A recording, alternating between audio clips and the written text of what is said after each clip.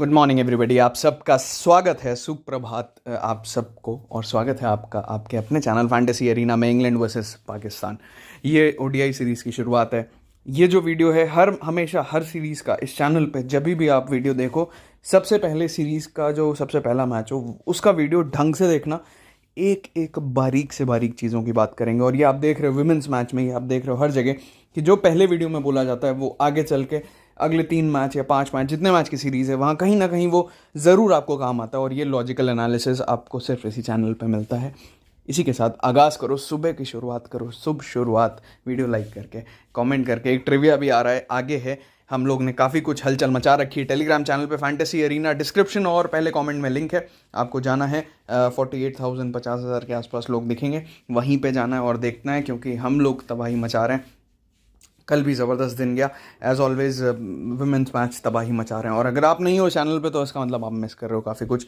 ये है women's match, almost 1 lakh, जिसमें से 50% का इन्वेस्टमेंट मान के चलो, ऑलमोस्ट इतना ही हुआ। और पैसा डबल एक दिन में, ये कोई स्कीम नहीं है, ये मेहनत है। बस ग्रैंड लीग थोड़ी सी मिस हो गई। एक समय में इसमें टॉप 10 में चल रहा था, एंड में थोड़ा सा मिस हो गया, नहीं तो कल ग्रैंड लीग्स भी आपको काफ़ी दिखती हैं। यहाँ 68 रैंक थी, तो काफ़ी अच्छा मैच जा रहा है। और वुमेंस मैच छोड़ना मत, कोई भी वीडियो मत छोड़ना, क्योंकि बहुत मेहनत से बनता है, एक एक चीज़ रिसर्च करके दी जाती है। अच्छा, एक चीज़ और जो बतानी अभी ज़रूरी है, कल मैंने आप लोग को आईपीओ के बारे में बताया था, उसके बाद हज़ारों मैसेज आ गए मेरे पास कि क्या होता है ये। फिर मुझे पता चला कि शायद आप लोग अभी वहाँ पे नहीं हो जहाँ मैं अज्यूम कर रहा था। तो कमेंट सेक्शन में बताना कौन नहीं है। आईपीओ का मतलब होता है इनिशियल पब्लिक ऑफरिंग। ये लिस्टेड शेयर्स नहीं है, ये लिस्ट होने जा रहे हैं, ठीक है। आप शेयर सेक्शन में मत ढूंढो इसको, कोई भी ऐप हो। मैं 3-4 ऐप यूज़ करता हूँ, लेकिन mainly Zerodha is a good app, तो इसलिए मैंने यहाँ रिकमेंड किया था। और इन आईपीओज़ में अप्लाई कर देना, क्लीन साइंस एंड टेक्नोलॉजी और जीआर इंफ्रा, या आपके हेल्प के लिए। अगर कुछ इसमें डिटेल आपको चाहिए तो मैं एक छोटा सा वीडियो बना सकता हूँ, लेकिन अगर आपको चाहिए तो ही बताना कमेंट सेक्शन में, ज़बरदस्ती नहीं, अगर आप अप्लाई करना चाहते हो तो, ठीक है। ये रिस्क फ्री इन्वेस्टमेंट है एक तरीके से। इसमें जो भी आप अमाउंट लगाओगे, बेसिकली मैं बता दूं, सिर्फ एक लॉट अप्लाई करना और कुछ मत करना। मिल गया तो लक है। ये लक वाला थोड़ा ज़्यादा है इसमें, क्योंकि इसका सब्सक्रिप्शन बहुत ज़्यादा चला गया है। और लक का फ़ायदा आपको बस ये होगा कि अगर आपको मिल जाता है तो ये लिस्टिंग में 110%, 20-30% का प्रॉफिट दे के जाएगा सीधा सीधा 7-8 दिन में। 7-8 दिन की बात है, ज़्यादा दिन की बात भी नहीं है। अगले 7-8-9 दिन में शायद ये लिस्ट हो जाएगा। और लिस्टिंग जब हो जाएगी शेयर्स की तो आप एग्जिट कर जाना अपना 20% प्रॉफिट लेके। लेकिन ये लॉन्ग टर्म के लिए भी अच्छे हैं, तो अगर आप रखना चाहो तो रख सकते हो। और अगर लिस्टिंग, क्या पता मार्केट गिर जाए, तो लिस्टिंग अगर ठीक ना हो तो भी आप इसको लॉन्ग टर्म रख सकते हो। ये इतना एनालिसिस कर रखा है तो इतना मान सकते हो। इससे पहले हम काफ़ी टाइम से ये कर रहे हैं, और जो लोग जानते हैं, काफ़ी लोग जानते भी हैं ये चीज़, काफ़ी लोग डिस्कस भी करते हैं इंस्टाग्राम पे, उनको मैं बताता रहता हूँ। हाँ, आपको चाहिए तो ज़रूर बताना, लेकिन टेलीग्राम पे जाके ये देख ज़रूर लेना, क्योंकि बहुत कम होगा। मैं आपको रिकमेंड करूँगा, मैं खुद काफ़ी टाइम से हूँ एक, जिसको कहते हैं ना पैसिव इनकम, या फिर ऑल्टरनेट सोर्सेज, डाइवर्सिफिकेशन जिसको मैं बार बार बोलता हूँ, ये मैं करता रहता हूँ। मैं बताता नहीं था, लेकिन यहाँ मुझे लग रहा है कि बिल्कुल नुकसान नहीं है किसी का। जहाँ पे रिस्क लगता है मैं खुद ही नहीं बताता, मैं खुद ले सकता हूँ रिस्क, आपको नहीं बोल सकता। लेकिन यहाँ मुझे लगता है कि 110% सीधा सीधा प्रॉफिट है। तो ज़रूर ट्राई करना, एक बार टेलीग्राम पे जाके देखना ज़रूर मैंने क्या लिखा है। और ज़ीरोधा, अगर आप, ये रेफरल लिंक है भाई, तो अगर आप यूज़ करोगे तो किसी का भी यूज़ कर लो, कोई फ़र्क नहीं पड़ता। ये बस मैंने शेयर किया, मेरे पास यही लिंक था, आप कोई भी यूज़ कर सकते हो। कोई ऐड या कोई स्पॉन्सर्ड पोस्ट नहीं है, और इतने बड़े हम हैं नहीं कि हमें ये मिले, तो फिर शांति से आपके फ़ायदे के लिए है। अगर इसमें भी आपको कोई खुराफात सूझ रहा है तो आप छोड़ देना, कोई ज़रूरत नहीं है। बस जो मुझे लगा अच्छा मैंने शेयर कर दिया, क्योंकि मैंने खुद करा है इन्वेस्ट, ठीक है। तो कल का दिन 1 लाख के ऊपर। टेलीग्राम पे हम लोग स्टैट्स ऑलरेडी सारे शेयर कर रहे हैं, तो वो शेयर होने के बाद ही ये वीडियो आता है। और यहाँ अगर आप आ गए तभी आप फ़ायदे में रहोगे, अगर वो आप देख के आ रहे हो तो। वहाँ पे हमारे ऑथर्स लगे हुए हैं दिन रात, जो आपके लिए काम कर रहे हैं। काफ़ी सारी पोस्ट आ रही हैं टेलीग्राम पे। तो बड़े दिन बाद हमने थोड़ा सा कुछ और बातें करी हैं। आई होप आपको कमेंट सेक्शन में आप ज़रूर बताओगे। ट्रिविया भी है, और ट्रिविया मैं पहले पूछ लेता हूँ, क्योंकि काफ़ी लोग इंतज़ार कर रहे हैं, काफ़ी टाइम से नहीं आया ट्रिविया। ये प्लेयर है ना जो आज के इंग्लैंड स्क्वाड में है, अब इंग्लैंड स्क्वाड में अचानक से आया 3 दिन पहले, जब सबको 7 प्लेयर्स को कोविड हो गया और पूरी टीम बदली गई। लेकिन ये इंग्लैंड स्क्वाड में जब ये 21 साल का था तब ये खेल चुका है। 7.5 साल पहले इसने T20I खेला था आखिरी, और 10 साल पहले इसने ODI भी खेल रखा है। लेकिन इसका करियर शुरू हुआ था 21 साल में, ख़त्म हो गया 23 साल में, और तब से लेके अभी तक इसको खिलाया ही नहीं गया इंटरनेशनल क्रिकेट में। अब आया है वापस जब ये कोविड का सीन हुआ है। कौन है वो प्लेयर, आपको वो नाम बताना है, हैशटैग यूज़ करना है, #GLT फैमिली और #ENG वर्सेस PAK, मतलब इंग्लैंड वर्सेस पाकिस्तान। पहला ODI हो रहा है सोफिया गार्डन्स कार्डिफ में। इंटरेस्टिंग, फिर से वापस याद दिला रहा हूँ, दिमाग में घुसा के बैठ जाओ, ये वीडियो आपको सिर्फ एक मैच के लिए काम नहीं आएगा। क्या पता पहले मैच में एकदम उल्टा हो जाए सब कुछ, लेकिन ये वीडियो आपको आगे ज़रूर हेल्प करेगा। सेकंड ओडीआई, थर्ड ओडीआई, जो नए प्लेयर्स हैं उन पे ध्यान देना, क्योंकि कुछ ऐसे रिकॉर्ड्स हैं, कुछ ऐसे प्रैक्टिस मैच की ऑब्जर्वेशन है और साथ में कुछ ऐसी चीज़ों की ऑब्जर्वेशन है जहाँ तक कोई पहुँच नहीं पाएगा। और जो चीज़ें मैंने आपको बताई हैं वो आपको कोई समझा भी नहीं पाएगा, क्योंकि वो वहाँ तक कोई सोच ही नहीं रहा। अब देखो हम कहाँ तक सोच रहे हैं, आगे आपको पता चलेगा। वेदर फोकस बढ़िया है, प्रैक्टिस मैच के रिकॉर्ड्स आने वाले हैं भाई। सोफिया गार्डन्स कार्डिफ में मैचेस हो रखे हैं। इंग्लैंड ने धुआं भर दिया था एक बार बांग्लादेश का 386 बना के। ज़्यादातर चेजिंग साइड्स यहाँ जीती हैं, और अगर आप ध्यान दोगे ना, आखिरी 2 मैच जो पाकिस्तान इंग्लैंड से जीता है, यहाँ पे दोनों चेज करके जीता है। तो पाकिस्तान को कम मत आंकना, श्रीलंका नहीं है ये, ठीक है। यहाँ पे ऐसी टीम है जो तबाही मचा सकती है अपने दिन पे, और आपको पता है, और उनको भी नहीं पता, लेकिन हमें पता है ये चीज़। दूसरी बात, दोनों ग्राउंड पे अगर देखोगे, देखो आप, पाकिस्तान का रिकॉर्ड अच्छा है, जो बताता है कि पाकिस्तान को ये ग्राउंड बेहद पसंद है as compare to England. England भी ठीक है, लेकिन इंग्लैंड के वो बड़े बड़े प्लेयर्स नहीं है। बेन स्टोक्स को कैप्टनसी दी गई, वो वापस आए, पता नहीं बॉलिंग कितनी करेंगे, नो आइडिया, लेकिन बैटिंग के लिए तो वो यहाँ पे ठीक ठाक कर लेते हैं। 35 का एवरेज है। सामने से कुछ प्लेयर्स इंपॉर्टेंट है, अब इनके नाम आप रिपीटेडली सुनोगे एंड तक। सबसे पहला बाबर आजम, सबको पता है, लेकिन उसके बाद फ़खर जमान। इस ग्राउंड पे 2 मैच खेले, 53 का एवरेज। सरफराज अहमद, काफ़ी लोग आज लेंगे नहीं इनको, और शायद टीम भी ना ले इनको, मतलब बड़ी बात है, शायद पाकिस्तान भी ना खिलाए, लेकिन इस प्लेयर ने काफ़ी अच्छा कर रखा है, खासकर इंग्लैंड के अगेंस्ट में चेस करते हुए खासकर। और इस वेन्यू पे भी डिसेंटली एवरेज 151 है, जिसमें एक अच्छा स्कोर होगा। हसन अली इस ग्राउंड पे 3 मैच में 18 का स्ट्राइक रेट, एवरेज 13, बहुत ज़्यादा 10 विकेट ले रखे हैं 3 मैच में, बड़ी बात है। मैं नहीं छोड़ सकता आज हसन अली को किसी भी वजह से, तो एक ये ऑप्शन दिख रहा है, खासकर पहले बॉलिंग करते वक्त तो बिल्कुल नहीं। उसके बाद यहाँ पे कुछ मैचेस हुए हैं जिसमें आप देख सकते हो बेन स्टोक्स ने कब बॉलिंग भी करा रहे थे तब विकेट्स लिए हैं। अभी मोस्टली फिट ही होंगे, तभी कैप्टनसी दी गई है, और मुझे लगता है बॉलिंग भी कराएंगे। बैटिंग से भी स्कोर है। सिर्फ उन प्लेयर्स का यहाँ रिकॉर्ड लिखा है जो आज खेल सकते हैं, जिसमें जेक बॉल आ सकते हैं। उसके अलावा देखो वही नाम है, फ़खर जमान, बाबर आजम, हसन अली और एक शादाब खान का विकेट। फिर सरफराज अहमद का परफॉर्मेंस देखोगे आप, सरफराज अहमद का परफॉर्मेंस चेस करते वक्त ज़बरदस्त होता है हमेशा से। उसके अलावा फ़खर जमान भी अब चेज़ में अच्छा करने लग गए। इमाम उल हक उल्टा बैटिंग फर्स्ट में थोड़ा सा बेटर करते हैं, और आज इमाम का नाम बहुत बार आएगा, बहुत बार से ज़्यादा ज़रूरी क्यों आएगा ये आपको ध्यान देना है। हसन अली और फिर फ़हीम अशरफ का थोड़ा सा परफॉर्मेंस है। ये मैच में इससे अच्छा आईपीओ में पैसा लगा देना, इस मैच में थोड़ा सा ध्यान से खेलना। ग्रैंड लीग खेल सकते हो, क्योंकि ऑप्शंस हमारे पास एकदम ठोस ऑप्शंस हैं, लेकिन क्रेडिट्स की इतनी सारी दिक्कतें हैं कि वो ठोस ऑप्शंस को आप पिक नहीं कर पाओगे, और वो पिक नहीं कर पाओगे तो वो टीम थोड़ी सी कमज़ोर बन जाती है, जो हमें नहीं पसंद है। हमें चाहिए जो हम लॉजिकल एनालिसिस से प्लेयर्स लेके आएँ वो हम ले पाएँ, लेकिन वो एंड में फिर आपको एडजस्ट करने पड़ जाते हैं। अब देखो बेन स्टोक्स का, अब एक खास बात है, इंग्लैंड के जितने भी रिकॉर्ड्स हैं सब बैटिंग फर्स्ट हैं, तो बैटिंग सेकंड का कोई रिकॉर्ड नहीं है, जो एक चीज़ जिसकी दिक्कत है कि थोड़ा सा रिकॉर्ड की किल्लत है। लेकिन बैटिंग फर्स्ट में भी बेन स्टोक्स और जेम्स विंस ने अच्छा कर रखा है, और किसी का कोई खास रिकॉर्ड है नहीं जेक बॉल के अलावा, जिन्होंने हमेशा ही सेकंड बॉलिंग में वो विकेट्स लेते हैं, ऐसा देखा गया। पाकिस्तान के लिए बल्कि ज़्यादा रिकॉर्ड्स हैं, और देखो क्या आयरनी क्या है, इंग्लैंड के ग्राउंड पर पाकिस्तान के ज़्यादा रिकॉर्ड्स हैं, लेकिन इनके साथ भी वही है, इनका सेकेंड बैटिंग का रिकॉर्ड है। तो बाबर आजम ठीक ठाक खेला है, फ़खर जमान ने बाबर आजम से अच्छा खेला है, कम ही होता है ऐसा। रिजवान ने एक इनिंग खेली है 34 की। सरफराज अहमद ने सबसे अच्छा खेला है, 2 बार बैटिंग चेस करा है और दोनों बार 50+ का स्कोर करा है। और उसके बाद हसन अली 3 बार बॉलिंग फर्स्ट करी, तीनों बार धमाकेदार विकेट्स लिए हैं। फ़हीम अशरफ ने भी 1 बार परफॉर्मेंस दिया, बाकी ज़्यादा रिकॉर्ड्स नहीं है। अब क्योंकि यहाँ पे कुछ नहीं है, तो हम नेटवर्क T20 ब्लास्ट की तरफ जाएंगे। वहाँ हमें दिखेंगे जो नए प्लेयर आए, उनमें सबसे अच्छा परफॉर्मेंस दिखेगा फिल सॉल्ट का। उसके बाद कुछ खास परफॉर्मेंसेस किसी के नहीं है। यहाँ पे जो सबसे बढ़िया रिकॉर्ड था वो फिल सॉल्ट का था। अब मैंने एक और स्टेप डाला, और वो स्टेप है, ये आपको शायद आर्टिकल में ना दिखे, लेकिन ये स्टेप अलग से डाला गया है क्योंकि आपको और डेप्थ में जा सकें। Rather than going to 5 matches, हमने देखा कि पूरे अभी तक इस वेन्यू पे T20 के रिकॉर्ड, अब देखो ध्यान से देखना, ODI रिकॉर्ड नहीं है ये, T20 का रिकॉर्ड है। लेकिन क्योंकि कुछ नहीं है तो कुछ तो रखना पड़ेगा। अब T20 के रिकॉर्ड में मलान आ गए हैं आगे, और डेविड मलान मस्ट पिक बन गए हैं आते ही। जेम्स विंस ठीक है, मतलब उतने तबाही नहीं मचाइए कि आप सीधा स्मॉल लीग में बना दो, बड़ी लीग में कैप्टन वाइस कैप्टन कर ही सकते हो, लेकिन स्मॉल लीग वाली तबाही नहीं है। फिलिप सॉल्ट सबसे बेटर, अगर मलान के बाद कोई है फिलिप सॉल्ट है, सिर्फ 33 का एवरेज दिखा रहा है, सिर्फ 33 है यहाँ पे, लेकिन सिर्फ 30% लोगों ने ले रखा है।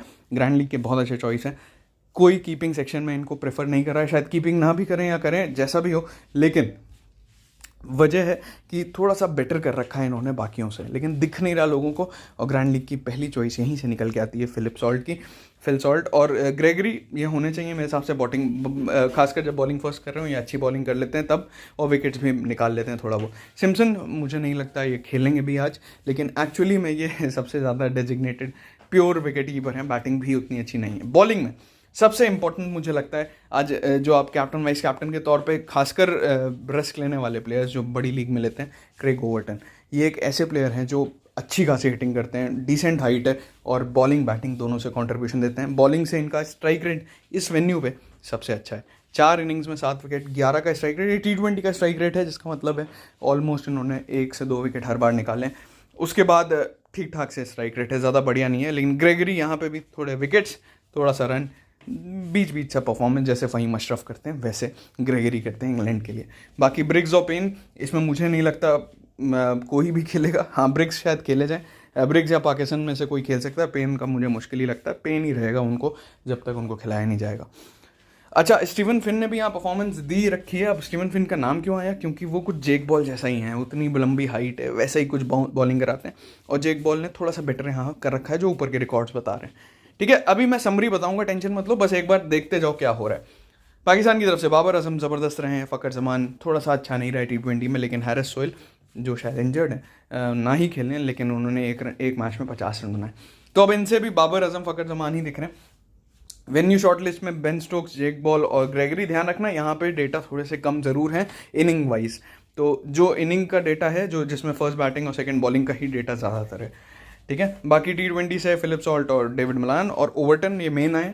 पाकिस्तान की तरफ से बाबर आजम, फ़खर जमान, हसन अली और सरफराज जो रिस्की पिक है। सिर्फ 7% लोगों ने ले रखा, लेकिन अगर खेलते हैं और चेस करते हैं GL में एक टीम में कप्तान वाइस कप्तान बना के छोड़ देना, भूल जाना। अगर होगा तो बढ़िया, नहीं तो आज नहीं तो ये 3 मैचेस में कभी ना कभी ये असर ज़रूर करेगा जो रिकॉर्ड्स आ रहे हैं। और इसीलिए मैं कह रहा हूँ तीनों मैचेस में काम आएगा, ध्यान रखना है। हेड टू हेड में जैसे ही आएंगे हमें दिखेगा इंग्लैंड कहर डोमिनेट कर रहा है। आखिरी 5 मैच में से 4 इंग्लैंड ने जीते हैं, ओवरऑल भी इंग्लैंड आगे, लेकिन इस वेन्यू पे पाकिस्तान आ गया। ये अनोखी चीज़ है, लेकिन है। ठीक है, रिसेंट मैचेस भी देखेंगे तो एक मैच जो पाकिस्तान ने जीता है वो आखिरी है, 348 बना के जीता था, जहां बाबर आजम, सरफराज, इमाम, फ़खर सब ने रन बनाए थे और वो जीता था। लेकिन उससे पहले सारे इंग्लैंड ने जीते हैं, सारे के सारे। और परफॉर्मर्स बाबर आजम आपको हमेशा दिखेंगे, ठीक है, लेकिन साथ में सरफराज का परफॉर्मेंस दिखेगा, साथ में आपको बेन स्टोक्स 71 यहाँ दिख रहे हैं, और ऊपर 21 रन थोड़ा थोड़ा परफॉर्मेंस जेम्स विंस का परफॉर्मेंस दिखेगा 33-43, और नीचे आएंगे तो इमाम के 151 भी दिखेंगे। तो इसलिए इमाम का एवरेज आप देखोगे तो काफ़ी अच्छा है ODIs में, और यहीं पे आपको सेलेक्ट करना होगा। तो थोड़े से रिस्क टेकिंग एबिलिटी वाले इमाम देख सकते हैं, सेफ खेलने वाले फ़खर जमान देख सकते हैं। क्रेडिट दोनों के सेम है। हैरिस सोहेल शायद इंजर्ड रहेंगे, मुझे नहीं लगता खेलेंगे। और बाकी बेन स्टोक्स का परफॉर्मेंस आपको दिख ही रहा कंटिन्यूसली। फिर से देखो, फ़खर जमान 138, बाबर आजम 51, सरफराज, और क्यों पाकिस्तान चेस कर रही है, सरफराज का स्कोर कैसे ना हो, 41। इमाम भी हैं और शाहीन और हसन। अब काफ़ी सारे इंग्लैंड के प्लेयर नहीं दिख रहे हैं क्योंकि पूरा स्क्वाड ही चेंज है और ये पूरा नया स्क्वाड है। आज तो भाई किसी ना किसी को बहुत देर दिक्कत होगी, क्योंकि उनको बहुत सारी कैप्स देनी पड़ेंगी। नया डेब्यू, जब प्री टॉस जो कैप सेरेमनी होती है जिसमें नए प्लेयर्स को कैप दी जाती है इंटरनेशनल, कि आप आ गए हो हमारी टीम में, ऐसे 8 या 9 प्लेयर हो सकते हैं आज, कुछ नहीं तो 7 से 8 तो होने चाहिए। तो आज यही सेरेमनी बहुत लंबी चलने वाली है। अच्छा, इस वेन्यू पे क्या हुआ जब दोनों टीमें आपस में खेली हैं? देखो, इस वेन्यू पे पाकिस्तान ने दोनों मैचेस चेस करते हुए जीते, और इस वेन्यू का रिकॉर्ड भी यही कहता है, चेस बेटर है। चेस में भी लेकिन 2 परफॉर्मर्स बहुत कॉमन है। बेन स्टोक्स बहुत कॉमन है, सरफराज अहमद 1 में, फ़खर जमान 1 में, रिजवान 1 में, लेकिन बाबर आजम कॉमन 38-31 और हसन अली कॉमन। 3 प्लेयर्स जो कॉमन दिख रहे हैं, बेन स्टोक्स, बाबर आजम, हसन अली, ये हमारी टीम का एकदम स्तंभ है, टीम में रहेंगे। भले ही आज हसन अली 0 विकेट ले, भले ही बाबर आजम 0 पे आउट हो जाए, भले ही बेन स्टोक्स कुछ भी ना करे, ये अगले 3 मैच में जब भी मतलब आपको ये रिकॉर्ड्स काम आएंगे, हेड टू हेड के रिकॉर्ड्स हैं, ना कि ये वेन्यू और हेड टू हेड मिला के इस वेन्यू के रिकॉर्ड्स हैं, ये ध्यान रखना। ठीक है, तो अगर आपको हेड टू हेड रिकॉर्ड्स और वेन्यू रिकॉर्ड्स मिला के कुछ चीज़ मिलती है तो आज के मैच में तो बहुत ज़रूरी है। सारे ग्रैंड लीग्स में ये आप रखना इन तीनों प्लेयर्स को। अब अगर आप जब वेन्यू चेंज होगा तब हम देखेंगे क्या क्या चीज़ें चेंज हो रही। फिलहाल के लिए मुझे लगता है ये बहुत ज़रूरी पार्ट है। तो जैसे मतलब अगर आपने शेड्यूल देखा हो तो आपको पता होगा कि यहाँ पे ये इकलौता मैच है। तो यहाँ पे इस मैच में जब इस वेन्यू पे मैच हो रहा हो तो ग्रैंड लीग्स में ये 3 प्लेयर्स बहुत ज़रूरी हैं। अब जब अगले वेन्यू पे जाएंगे तो वहाँ का देखेंगे, लेकिन हेड टू हेड का डेटा वैसा ही रहने वाला है, हेड टू हेड में कुछ चेंज नहीं होगा, सिर्फ वेन्यू का डेटा देखेंगे और वहाँ से हम पिक करेंगे कौन से प्लेयर्स इंपॉर्टेंट हैं। अब देखो हेड टू हेड में भी बेन स्टोक्स आ रहे हैं, वहाँ था 35 का एवरेज वेन्यू पे, यहाँ हो गया 53 का, मस्ट पिक है, सबके पास होंगे। सरफराज यहाँ पे भी पीछे नहीं है, वहाँ पे 151 पे थे, यहाँ पे 13 मैच में 59 का एवरेज, बहुत ज़रूरी दिख रहे हैं यहाँ से भी। और इसीलिए मैं कहूँगा अगर ये खेलते हैं तो आपकी टीम का पार्ट होने चाहिए। स्मॉल लीग में तो ना नहीं रख पाओ आप शायद, लेकिन ग्रैंड लीग में आपको ज़रूर रखना है। फिर से आज ना परफॉर्म करें कोई फ़र्क नहीं पड़ता, आगे 3 मैच में हेड टू हेड के डेटा के बेस पे ही आपको पता चल रहा है कि सरफराज ने इंपॉर्टेंट रोल प्ले किया है। बाकी फ़कर जमान और बाबर आजम हैं। इमाम का रिकॉर्ड देखो ज़रा हेड टू हेड में, ये आगे भी काम आएगा। 5 इनिंग्स में 92 का एवरेज, और 7 इनिंग्स में है फ़कर जमान का 41, 16 इनिंग्स में बाबर आजम, वो काफ़ी ज़्यादा डेटा है, तो इसका मतलब बाबर आजम काफ़ी अच्छा खेलते हैं। लेकिन फ़कर और इमाम में अगर आपको एक चूज़ करना पड़े तो रिस्की लोग लेंगे इमाम, सेफ लोग लेंगे फ़कर, और ज़्यादा चांसेस है फ़कर ही खेलें। लेकिन अगर फ़कर आप को नहीं कुछ और हो जाएगा, अभी फ़िलहाल के लिए इमाम और फ़कर में रिस्की और सेफ पिक में आप सेफ जा सकते हो फ़कर के साथ, ठीक है, हम भी यही सोचेंगे। बाकी हसन अली बॉलिंग में यहाँ पे भी ठीक है, लेकिन उतने ज़्यादा प्रभावी नहीं हैं। 41 का स्ट्राइक रेट बोलता है कि 1 विकेट ले पाते हैं वो 1 मैच में, तो ठीक है, नॉट दैट बैड। यहाँ पे दोनों साइड्स के रिकॉर्ड है, दोनों साइड मतलब बैटिंग फर्स्ट और बैटिंग सेकेंड। बेन स्टोक्स के उतने विकेट्स नहीं दिख रहे हैं, इनफैक्ट आखिरी 10 मैच में सिर्फ 1 विकेट लिया, लेकिन बैटिंग से काफ़ी ज़्यादा बेटर कर रखा उन्होंने, दोनों इनिंग्स में ठीक करा है। और मेनली सेकंड बैटिंग जो ऊपर रिकॉर्ड्स नहीं थे वहाँ पे ज़्यादा बेटर है। जेम्स विंस 2 इनिंग्स दोनों में कुछ ना कुछ करा है, उसके बाद कुछ खास नहीं है। जेक बॉल की 1 इनिंग, यही 3 लोग के रिकॉर्ड थे वेन्यू के, और यही 3 लोग के रिकॉर्ड हैं हेड टू हेड के भी। लेकिन पाकिस्तान की तरफ से बाबर आजम क्या रिकॉर्ड है चेस करते वक्त, मतलब 4 30+ के इनिंग्स है। बैटिंग फर्स्ट में भी 30, 63, 115, 40, नॉट बैड। फ़कर जमान 57, 36, 138, 57 खेलते हैं तो ये बहुत ही बड़ी इनिंग खेलते हैं, नहीं तो ये 2 और 0 पे भी गए हुए हैं। इमाम 151, ठीक है, एकदम कंपेरेबल 44 और 35, इनका भी ठीक है, नॉट दैट बैड जैसे बोलें, और दोनों ही अच्छे ऑप्शन हैं, किसी के साथ भी जा सकते हो। रिजवान ने 2 इनिंग खेली, ज़्यादा डेटा नहीं है, और 1 में नॉट आउट रहे। सरफराज चेस करते वक्त ज़रा देखो, बाबर आजम से भी अच्छे हैं भाई, 38, 90, 41, 97, गजब परफॉर्मेंस है। बैटिंग फर्स्ट करते वक्त 55, 105, 55, और 3 इनिंग्स में ठीक ठाक से हैं, तो बहुत अच्छा दिख रहे हैं, और इसीलिए ग्रैंड लीग की चॉइस हमारी बन के आ रहे हैं। नवाज ने ठीक ठाक सा किया है, हैरिस सोहेल ने ठीक ठाक सा किया है, शदाब ने ठीक करा है, उस्मान कादिर ने प्रैक्टिस मैच में 4 विकेट लिए अपनी ही टीम के अगेंस्ट में। सोच लो, जो स्पिन ठीक खेलती है, तो इंग्लैंड तो कहाँ खेलती है स्पिन, तो उस्मान कादिर एक छुपे रुस्तम हो सकते हैं। Hasan Ali batting bowling first में भाई विकेट लेस गए ही नहीं है, इनफैक्ट 2 इनिंग छोड़ के वो विकेट लेस गए ही नहीं है इंग्लैंड के अगेंस्ट में। फ़हीम अशरफ ठीक ठाक से परफॉर्मेंस दिया है, हसनैन क्रेडिट सेवर हो सकते हैं, और शाहीन ने भी बॉलिंग फर्स्ट में विकेट लेस नहीं गए। अब क्योंकि ये रिकॉर्ड देख लिया, अब देखते हैं नेटवेस्ट T20 ब्लास्ट के रिकॉर्ड, क्योंकि इंग्लैंड के प्लेयर्स के रिकॉर्ड कम हैं, उसमें से कौन से प्लेयर निकल के आया जो अभी हुआ नेटवेस्ट T20 ब्लास्ट, उसमें सबसे अच्छा प्लेयर निकल के आया, फिर से वही प्लेयर जो ऊपर नाम आया था, फिल सॉल्ट। उसके बाद आए जैक क्रॉली, फिर आए हैं विल जैक्स और बेन डकेट, जो शायद आज कीपिंग करते हुए दिखे। बॉलिंग में सबसे अच्छा प्लेयर कौन निकल के आया, यही जो ऊपर आया था, कौन था वो, जेक पॉल, याद है जो कंपैरिजन दिखाया। और उसके बाद अगर आप स्ट्राइक रेट वाइज देखोगे तो लुइस ग्रेगरी, फिर पाकिस्तान और फिर पेन, ठीक है, ये सब देख लिया आपने, आपको पता चल गया इंग्लैंड के कौन से की प्लेयर्स हैं। प्रैक्टिस मैच भी देखें एक बार जो पाकिस्तान ने खेला, उसमें परफॉर्मेंस फ़कर जमान की भी 100 है, बाबर आजम के 100 है, इमाम के 85 है, और अरशद शफीक का 100 है, शोएब मकसूद के 61। तो यही 5 प्लेयर्स में से आप देखोगे टीम में, बाबर आजम आपको पता ही है रिटायर्ड हो गए, रिटायर्ड हट हुए थे, हट क्या हुए मतलब ऐसे ही बाकियों को मौका दे दिया। फ़कर जमान ने भी 100 मारी, इमाम ने 85, तो फिर से दोनों ही अच्छा खेल रहे हैं, किसी को भी ले सकते हो। बॉलिंग में अगर आप देखो, उस्मान कादिर 4 विकेट, हसनैन के 3 विकेट, 8 क्रेडिट में मिल रहे हैं, अच्छे क्रेडिट सेवर हो सकते हैं, उसके अलावा ठीक ठाक सा परफॉर्मेंस है सबका। तो ये आपको समझ आया, हैरिस सोहेल थोड़ा सा मसल स्ट्रेन की वजह से नहीं खेले, तो अब सब कुछ हो गया एकदम, देख लिया हमने। Head to head shortlist almost similar आई इंग्लैंड की, वही player Ben Stokes, James Vince, Jake Ball, यही आए, ठीक है। और नेटवेस्ट से रिकॉर्ड से देखोगे तो फिल सॉल्ट आ गए, जेक बॉल फिर से, लेकिन ग्रेगरी और ऐड हो गए।